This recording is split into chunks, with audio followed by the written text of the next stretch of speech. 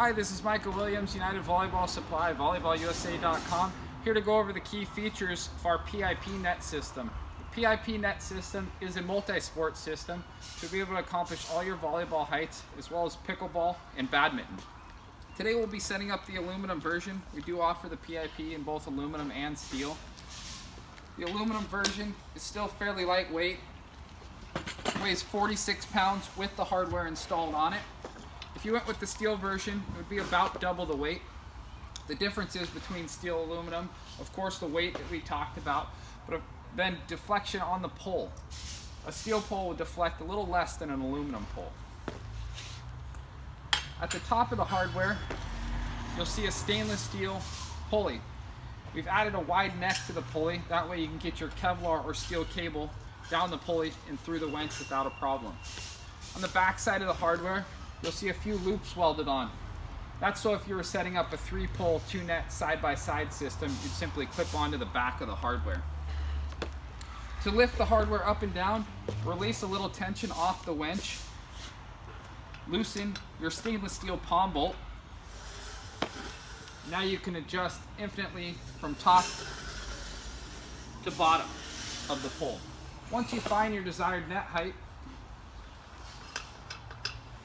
simply pinch that stainless steel palm bolt onto the back of the pole.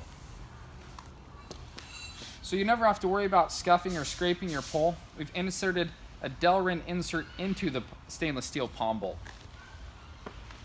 You'll also see a handle on the back side. The handle is just so you can grab, so you can easily adjust the net system up and down. The one thing you will have to do when you get this system is we've already assembled everything, but you'll just have to bolt on the winch to the hardware. With our worm gear winch, we've gone with a completely stainless steel construction. That way you never have to worry about the winch rusting over time, even indoors.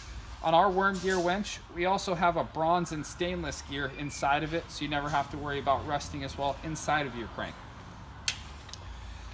The winch also features a collapsible handle. We did this for 2 reasons. We didn't want you to have to worry about misplacing a handle, and of course, we didn't want a handle coming off the winch due to safety concerns. Now we'll walk over to the anchor pole to go over some of those features.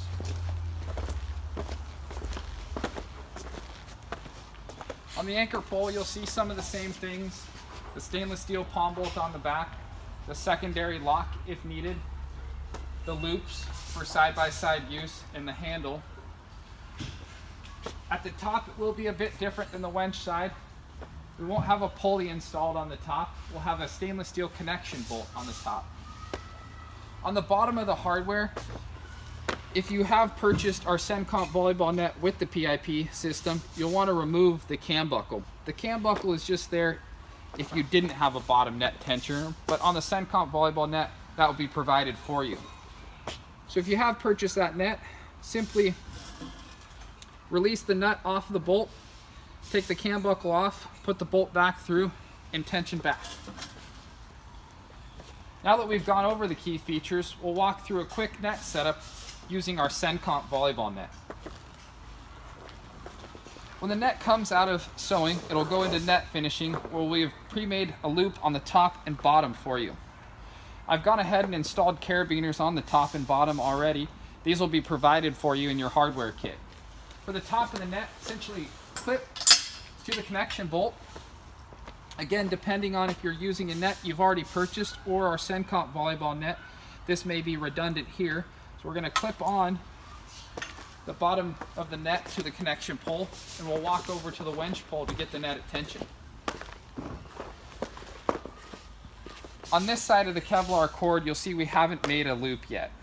We'll need to tie a loop knot or overhand knot, but before we do that, I recommend putting your Kevlar cord down the pulley and pulling down to get an idea of where we want to put that loop. That way you don't have to repeat this process over and over. Once we find our spot, simply tie that loop knot into the Kevlar cord. If you wanted to get rid of the excess, simply burn it behind the knot, cut it, and burn it again. We will send the net with an extra long Kevlar cord, so if you did want to remove that, we will need to take that extra step.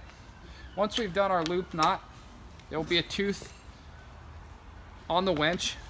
Connect it to the tooth, start rotating the handle to get the net at tension. Once we get our net to desired tension, we're simply going to fold the handle back onto the winch. For the bottom of the net on this Sencomp net, we talked about the bottom net tensioner.